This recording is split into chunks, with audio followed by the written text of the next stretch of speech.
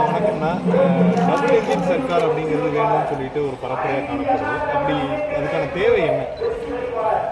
Double இன்ஜின்னா மத்திய அரசும் மாநில அரசும் இணக்கமாக இருந்தால் தான் பல திட்டங்களை கொண்டு பன்னாட்டு நிறுவனத்தை இங்கே கொண்டு வர முடியும். நம்மளால் என்னதான் பண்ணாலும் பன்னாட்டு நிறுவனத்தை கொண்டு வர முடியாது.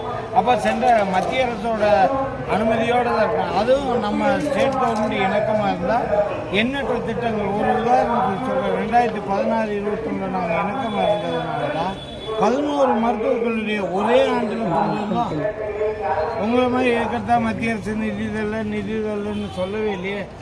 அதெல்லாம் எதுக்கிற நேரத்தில் எதுக்கணும், கொள்கையிலே நம்ம எதுக்கணும். இப்போ நாங்கள் 7.5 உள் ஒதுக்கீடு கொண்டு வந்தோம். கவர்னர் கையெழுத்து போடல.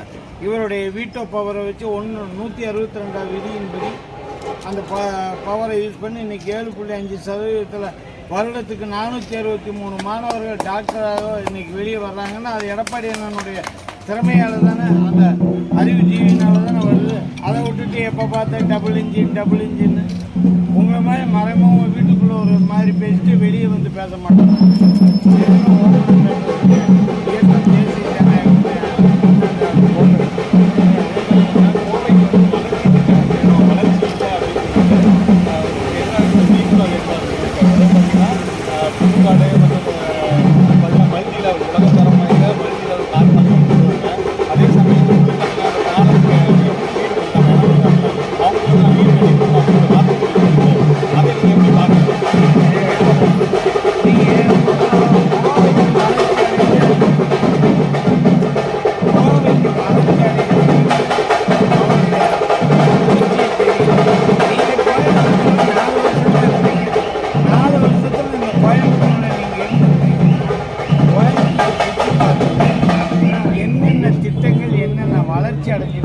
தெரியும்.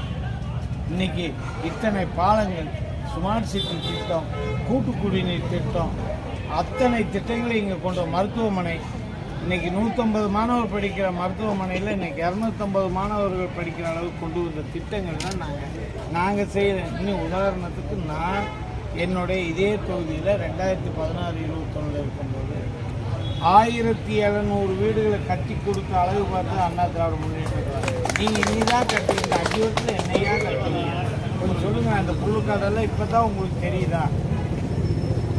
அந்த புல்லுக்காடோடு இப்போ கரூர்காரன் கூட்டு போனான்னா உள்ளூர் திமுககாரன் கூட்டு போனாரான்னு தெரியாது அவருக்கு. நாங்கள் எங்கெங்கே வெளியே இருந்தாங்களோ அவங்கள மறுபடியும் வீடு கட்டி அவங்களுக்கு கொடுத்தோம். நாங்கள் உள்ளாட்சித்துறை அமைச்சராக இருக்கும்போது எடப்பாடி அண்ணன் முதல்வராக இருக்கும்போது எனக்கு பல திட்டங்களை கோயம்புத்தூர் கொண்டு வரும்போது என்ன சொன்னாங்க தெரியுமா, இந்த வீட்டில் இருந்தவனுக்கு திருப்பி அந்த வீடு கொடுக்கும்போது ஒரு நயா பைசா இல்லாமல் நாங்கள் வீடு கொடுப்போம். ஆனால் நீங்கள் வீடு கொடுத்தா இன்றைக்கி IUDP காலனியில் உள்ளாட்சித்துறை அமைச்சர் தொகுதி என்னோடய வீட்டுக்கு பின்னாடி தான் அந்த காலனி.